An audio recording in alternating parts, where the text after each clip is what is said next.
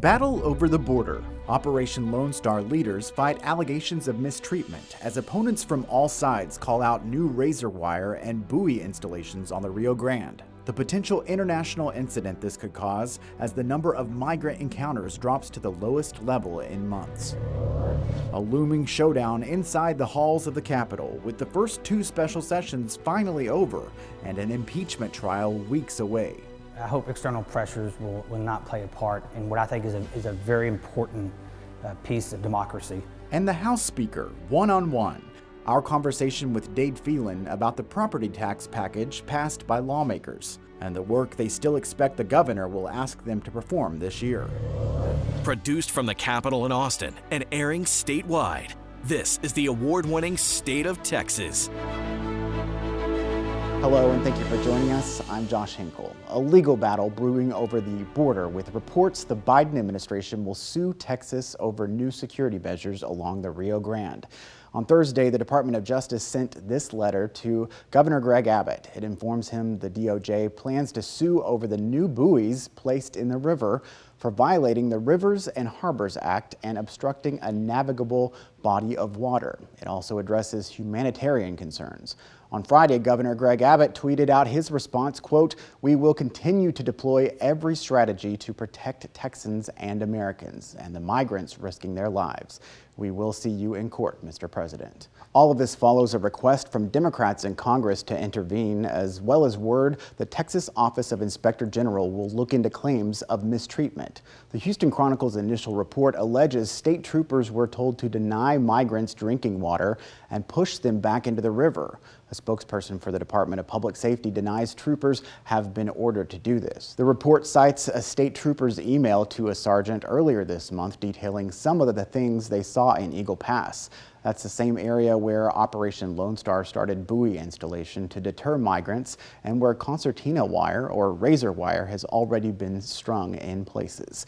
The governor's office, DPS, and the Texas Military Department issued a joint statement. They insisted there is not a policy directive instructing troopers to act as claimed in the Houston Chronicle report. They added all personnel assigned are prepared to detect and respond to anyone in distress. And they also verbally warn to people and use signs to direct them to ports of entry.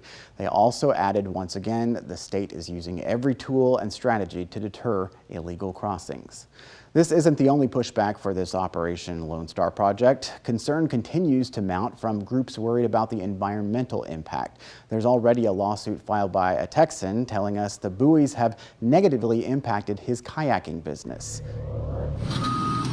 Dispute in Eagle Pass over Texas' latest efforts to secure the border through these buoys. We don't want anybody to get hurt. In fact, we want to prevent people from getting hurt, prevent people from drowning. But opponents say the aquatic barrier will have the opposite effect.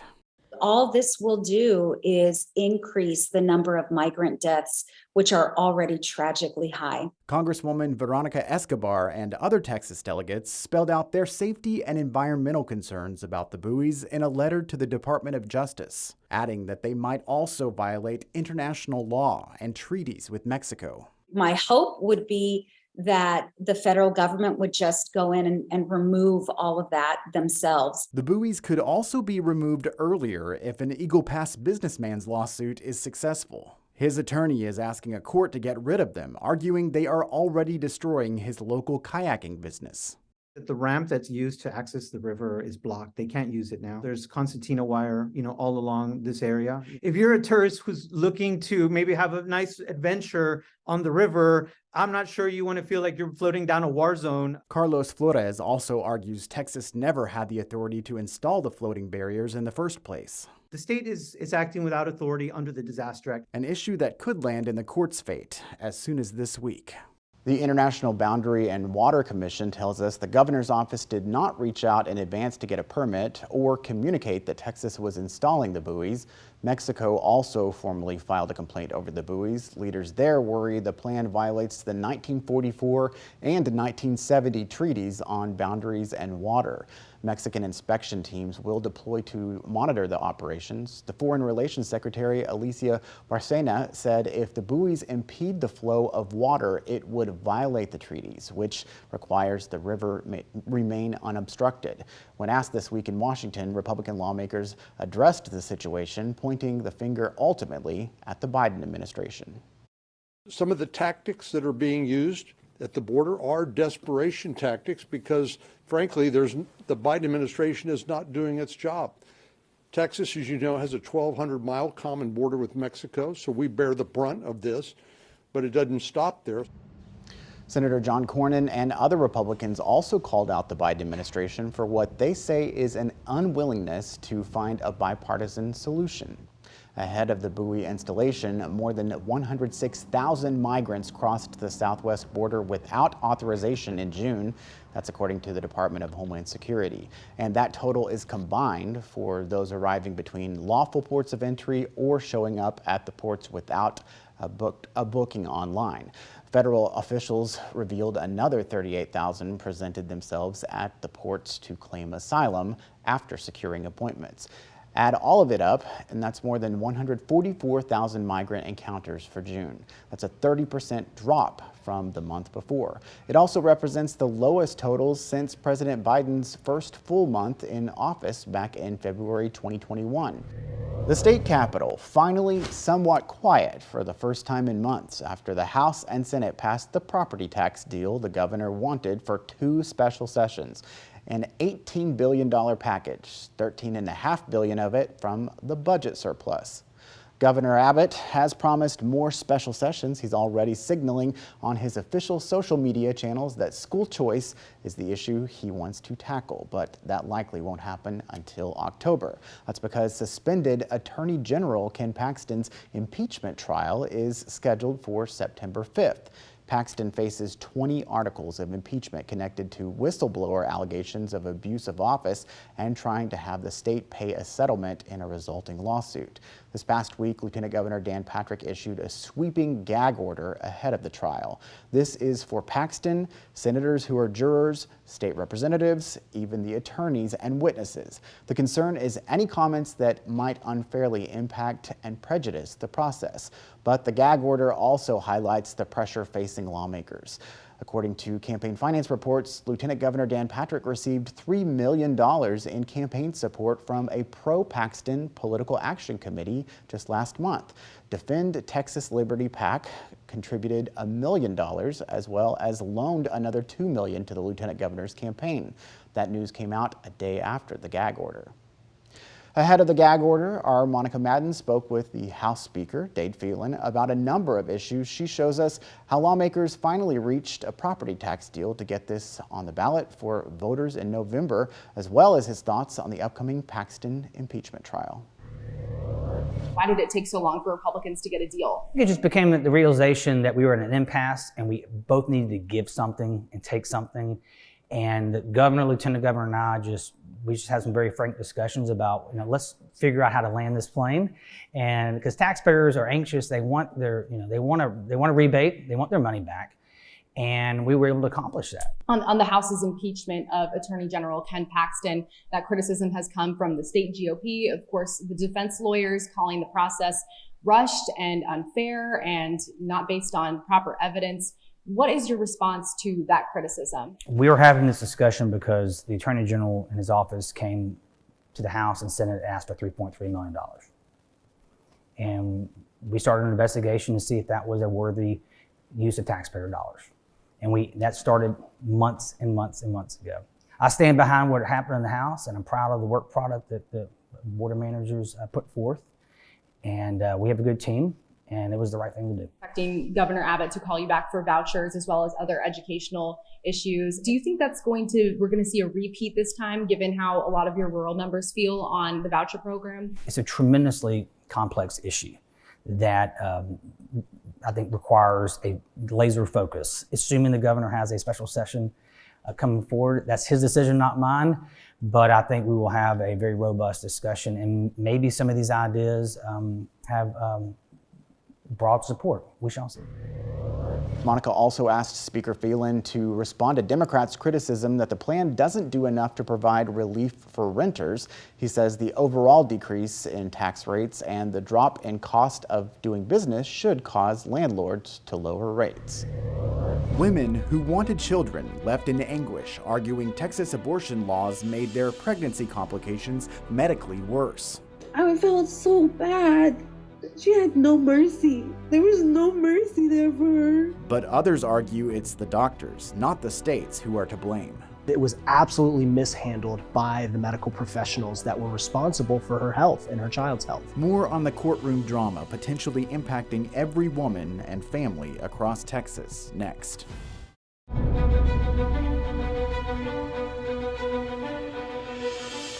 Texas abortion laws took center stage this week in Austin, with a judge hearing a lawsuit brought by a group of women who say they could not get life-saving medical care while suffering severe complications with their pregnancies. Texas law prohibits most abortions, with an exception if the life of the mother is at risk. But the women and physicians suing say the language in the bill is too vague. Our Monica Madden joins us now. You were in court for both days this week. This was emotional. Yeah, absolutely, Josh. It was really tense in there. There was one woman who was testifying saying that she was forced to give birth even though the doctor said that her child would die at about halfway through her pregnancy. So she knew this was a long time coming, but still had to carry her baby to term. When she was recalling everything that happened to her, she started throwing up at the witness stand just from recalling all of that trauma. So the judge then immediately called a recess. So it was very, very emotional in there. An OBGYN doctor, also part of the lawsuit, told the judge that she is just terrified to perform abortions, even if a mother's life is at risk, unless if there is an immediate emergency situation. I've always tried to practice within the standards of care, but I also want to be a law-abiding citizen, and I don't want to risk my freedom, my livelihood, and I don't want to take a chance that I'm wrong. State attorneys argue that these physicians are misguided, and they say that the law is very clear, and they're asking the judge to dismiss the lawsuit altogether. One doctor who testified for the state echoed that sentiment. Unfortunately, I've seen doctors say that they can't intervene until there's an immediate risk. This is further demonstration that they have not read the law carefully.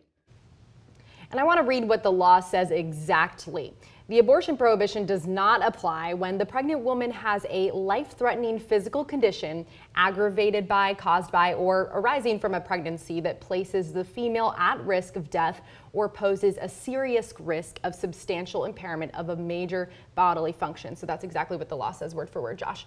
Monica, during this hearing, experts for plaintiffs said this is what they have to, this issue is exactly what they have to deal with, the exact timing and what's considered risk, right? Yeah, exactly. There was an ER physician who the plaintiffs brought as their expert witness, and he talked about the difference between a critical emergency situation and an emergent one. And there is a difference. When something is critical, think of a gunshot wound, for example, that is something where if doctors don't act immediately, that person will likely die. Whereas an emergent condition is something where they could become life-threatening, but you just don't know what the timing is. So that was the point of these physicians, is without clear guidance around how immediately threatening, if it could become life-threatening, these, pregnancy complications, do they have to act once it gets to the point where it's so bad that a woman is seriously in that critical condition? And that's where there's the confusion. All right, Monica, thank you very much. Soaring temperatures across the state and a rising number of prisoners dying behind bars. I'm scared. I haven't even been in here 3 minutes and I'm feeling my heart pounding. But a bipartisan effort to help inmates and staff withered in the legislature. The hope for a revival next.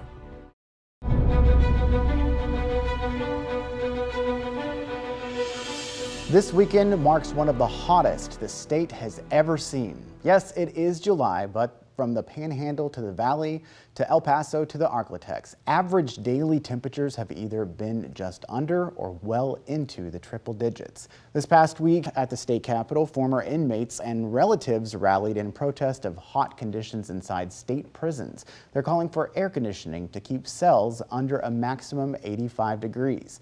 In the month and a half, at least 52 inmates have died inside Texas Department of Criminal Justice prisons.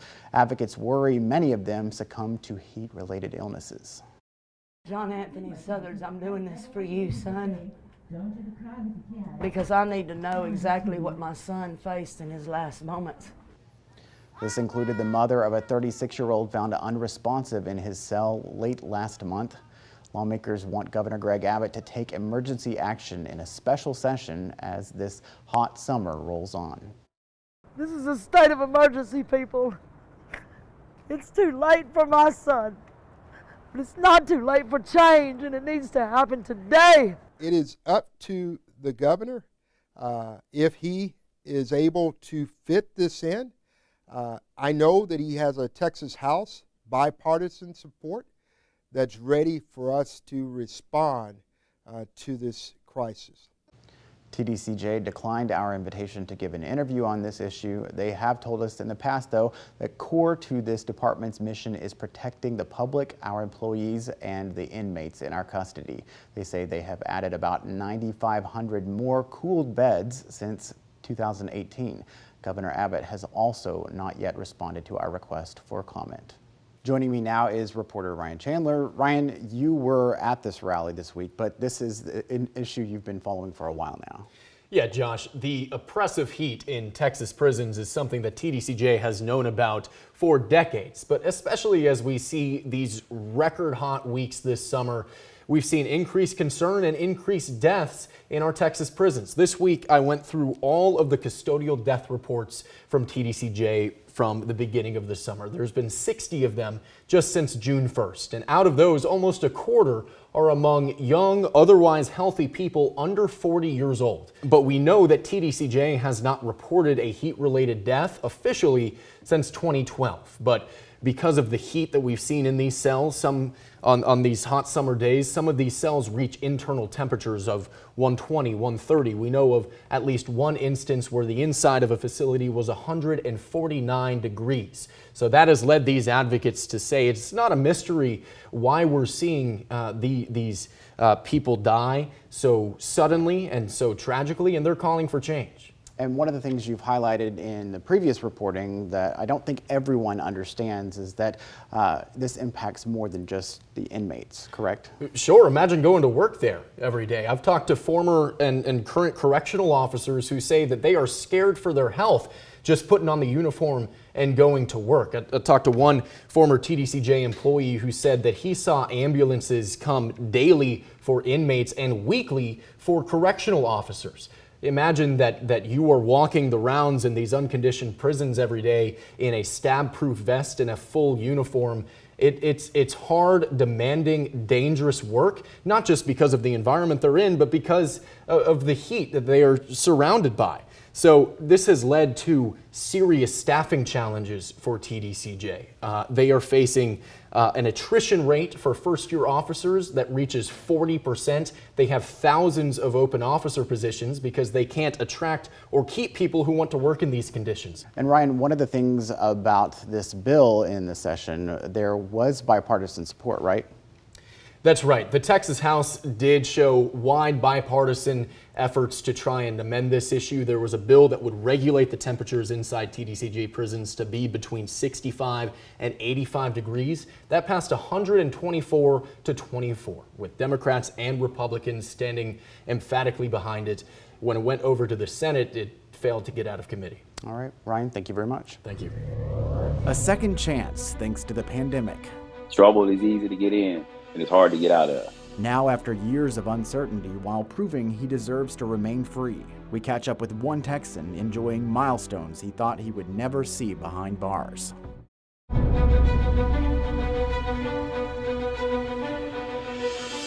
New life for thousands of people convicted of low-level federal crimes, then released during the pandemic. They will not have to go back to prison. A recent decision by the Department of Justice ends lingering uncertainty for one person we followed for years. It really hadn't sunk in yet. This is already Kendrick Fulton's 20th year in federal custody, serving 33 years for selling cocaine. State of Texas reporter Matt Grant first met Fulton 2 years ago in Round Rock after he was released to home confinement as part of the CARES Act to help slow the spread of COVID in prisons. Now a judge has reduced his sentence to 25 years with credit for time served and good behavior. Fulton, who now lives in Arlington and works full-time as a truck driver, says he will be free at the end of the year. He just turned 50 and watched his daughter graduate college. Sky's the limit. I can actually get my own truck, so I'm just excited. It's it's been a long time, Matt. I'm just excited about great big things to come. Trouble is easy to get in, and it's hard to get out of. Through adversity, what you go through or what happens in your life don't have to define you. You can always get better by a situation. The Bureau of Prisons says more than 13,000 inmates were released to home confinement nationwide since 2020, including nearly 2,000 from Texas. A small fraction, just over 500, returned to prison for unspecified violations. With word President Joe Biden was ready to officially declare the pandemic over, this year the Department of Justice issued a final ruling allowing those released under the CARES Act to remain in home confinement for the rest of their sentence as long as they're compliant with all conditions of supervision. Fulton's case was given another look due to the First Step Act of 2018 that allows the Fair Sentencing Act of 2010, which reduces cocaine sentences, to apply retroactively. You can keep track of the big stories in state politics with our weekly State of Texas podcast. We have a link online now in the Texas Politics section of our website. Thank you again for joining us for State of Texas. I'm Josh Hinkle. We'll be back next week to bring you an in-depth look at Texas politics.